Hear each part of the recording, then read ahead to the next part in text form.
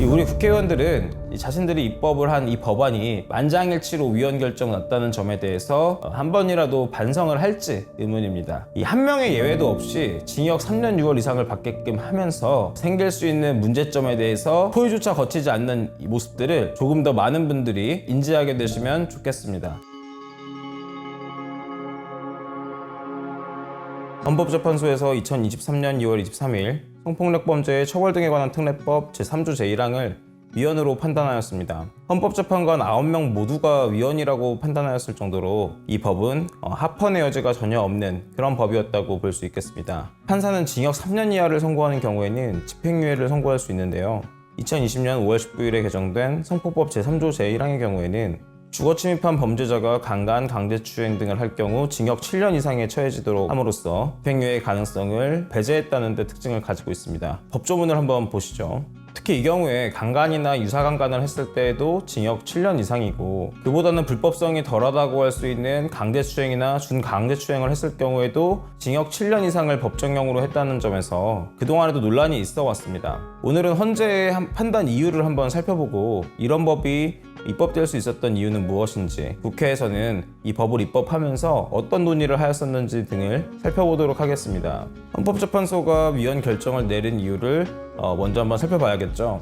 이 부분을 쉽게 말씀드리자면 범죄자가 피해자의 집에 들어가서 강간을 하는 경우에도 위 성폭법 제3조 제1항이 적용되고 범죄자가 피해자 집이 아닌 복도나 엘리베이터 등에서 기습적으로 피해자의 몸에 접촉하는 그렇게 발생되는 기습추행이라고 하죠. 그런 기습추행이 벌어지는 경우에도 성폭법 제3조 제1항이 적용되는데 이처럼 행위 유형이 매우 다양하고 그 불법성에 있어서도 차이가 있는데도 불구하고 같은 처벌을 받게 하는 것에 문제가 있다 이렇게 보고 있는 것입니다. 네, 이 부분도 결국은 범죄자가 피해자의 집이 아닌 복도나 엘리베이터 등에서 기습적으로 피해자의 몸에 접촉하면서 발생하는 그런 기습추행이 벌어지는 경우와 같이 불법의 책임의 정도가 경미한 경우에도 일괄적으로 최소 징역 3년 6월 이상의 중형이 처해질 수밖에 없도록 하는 것은 형벌 개별화의 가능성이 극도로 제한되는 것이고 이것이 문제라고 밝히고 있습니다. 물론 강제추행이나 준강제추행이라고 하더라도 죄질이 극히 나쁜 경우도 있을 수 있겠죠.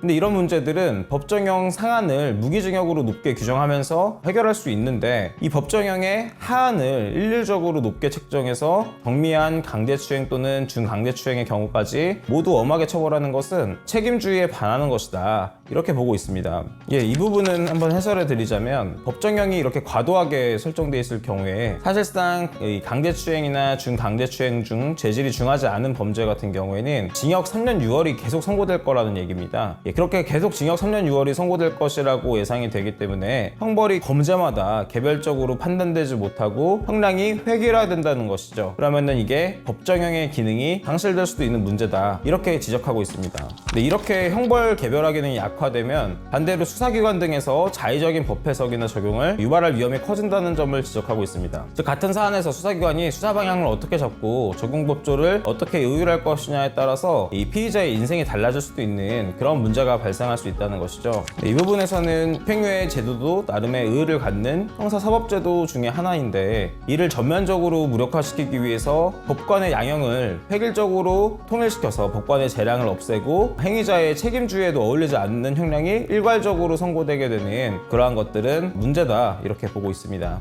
이 법이 개정된 것은 2020년 5월 19일입니다. 그 전에는 징역 7년 이상이 아니라 징역 5년 이상에 있었는데요. 징역 5년 이상과 징역 7년 이상의 가장 큰 차이는 헌법재판소 결정에서도 확인되듯이 집행유예의 가능성 유무입니다. 법정형이 징역 7년 이상인 경우에는 아무리 경비한 범죄라고 하더라도 집행유예 선고가 불가능해지고 결국은 이제 국회에서도 이걸 노리고 법정형의 하한을 5년에서 7년으로 늘렸다 이렇게 볼 수 있겠습니다. 일단은 이 법으로 인해서 생길 수 있는 문제점을 한번 제가 예시를 들어보겠습니다. 길거리에서 이제 A씨가 B씨를 보고 마음에 들어서 전화번호를 물어보려고 따라가게 되는데요. 하필 마침 B씨가 사는 곳이 바로 그곳이었는지 오피스텔 건물로 들어가게 됩니다. A씨는 전화번호를 물으려고 B씨의 팔을 잡았는데요. 이 B씨가 A씨를 강제추행으로 이제 고소하게 되는 것이죠. 이런 상황에서도 현재 성폭법 제3조 제1항에 따를 경우에는 무조건 실형이 선고될 수도 있는 것입니다. 이런 상황이 있을 수도 있다 보니까 헌재에서는 이 조항이 책임주의 원칙에 반한다 이렇게 본 것이죠. 어떻게 보면은 저희가 상식적으로 생각했을 때 조금 납득되기 어려운 그런 법이 어떤 이유로 이렇게 제정되었을까, 이런 부분들이 궁금해지죠. 국회의원들이 어떤 논의를 거쳤는지 한번 보고자 하는데요. 2020년 5월 19일 개정된 성폭력범죄 처벌 등에 관한 특례법을 보면은 이게 2020년 4월 29일 법사위에서 대안 가결이 되고 같은 날 본회의를 통과한 법안이라고 보시면 되겠습니다. 사실 이때는 그 N번방 등의 이슈로 인해서 국회의원들이 성범죄에 있어서 더 강한 처벌을 더 빠르게 입법하고자 하는 그랬던 시기라고 보실 수 있겠는데요. 입법에 공백이 있었던 부분도 있었기 때문에 이러한 움직임을 나쁘게만 평가할 수는 없겠습니다만, 적어도 이 법을 바꾸어서 더 강하게 처벌하고자 할 때에는 나름대로 이제 검토는 충분히 있었어야겠죠. 본회의에서 이 법안에 대해서 설명하는 부분을 먼저 보면요. 자신의 신체를 직접 촬영한 경우에도 의사에 반하여 반포될 경우에는 처벌된다고 명확히 하였다는 점, 그리고 이 불법 성적 촬영물을 소지, 구입, 저장, 시청하는 행위와 불법 성적 촬영물을 이용하여 협박 또는 강요한 자에 대한 처벌 조항을 신설한 점, 그리고 불법 성적 촬영물의 촬영, 반포, 기타 성폭력 범죄의 법정형을 상향하였다, 이렇게 되어 있습니다. 자, 방금 전까지 제가 논의드렸던 주거침입과 강제추행과 관련된 그러한 범죄에 대해서는 전혀 설명이 없죠. 이거는 결국은 앞선 설명에 비추어 봤을 때는 기타 성폭력 범죄의 법정형을 상향하는 내용이다, 이 정도 수준으로 이제 국회 본회의에서 논의가 됐다는 겁니다. 그리고 그 뒤에 이제 의결 부분을 보면은 아까 전에 말씀드린 그러한 내용에 대해서 그 누구도 이의를 제기하지 않고 그냥 기타 성폭력 범죄의 법정형을 상향하는 내용이다 라고 설명을 하니까 아무도 그거에 대해서 물어보지 않은 채 그대로 의결이 진행되고 있는 모습이 확인되는 것이죠.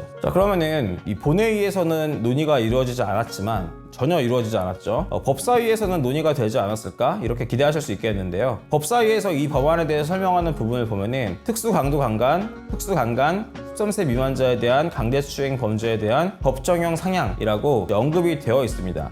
이 성폭법 제3조 제1항 위헌 결정이 났던 이 조항은 제명이 특수강도 강간에 같이 들어가 있는 범죄이기 때문에 이 부분에 대해서 법사위에서는 언급이 되었다고 말씀드릴 수 있겠습니다. 그런데 정작 그 누구도 이 특수강도강간죄에서 포섭하고 있는 범죄의 행위 태양이 어떤 것인지, 부작용이 어떤 것이 있는지는 전혀 궁금해하고 있지 않습니다. 주거침입해서 강간이나 유사강간을 했을 때만이 아니라 강제추행이라든지 준강제추행 범죄도 똑같이 처벌되는 것이 타당한 것이냐, 이런 물음을 아무도 제기하지 않은 것이죠. 여기 회의록 보시면 위원장 여상규가 토론하실 의원님 계십니까? 이렇게 묻자 누구도 이제 법안의 내용에 관심을 갖지 않고 없습니다, 이런 대답만 있었을 뿐이었다. 결국 어떠한 논의도 없이 법안이 입법되었다, 이런 부분들이 확인이 되죠. 심지어 이 헌법재판소의 이선의 재판관도 뭐라고 얘기를 했냐면은 심판 대상 조항의 입법 과정에 관해서는 국회 회의록 등 공개된 입법 자료와 사실조회 결과를 통해서 볼 때 성폭법 제3조 제2항의 특수강도 강간죄와 혼동한 나머지 실제 심의 대상이 되는 같은 조 제1항의 주거침입 강제추행, 중강제추행죄에 대한 심의는 하지 않은 채 그 법정형을 상향하도록 의결하였다는 사정이 확인된다, 이렇게 나와 있습니다. 자, 그리고 그 뒤에 뭐라고 나와 있는지 보면은 이 주거침입 강제추행, 준강제추행죄에 대해서 그 법정형의 하한을 징역 5년에서 징역 7년으로 상향하는 법률안의 내용에 대한 의견 수렴과 명시적인 문제제기가 있었음에도 재질이 다른 성폭력 범죄와의 혼동으로 인하여 그에 대한 국회의원들의 토론에 대한 심의가 누락된 채 의결되었다는 오류가 존재한다, 이렇게 따로 의견을 내기까지 하였습니다.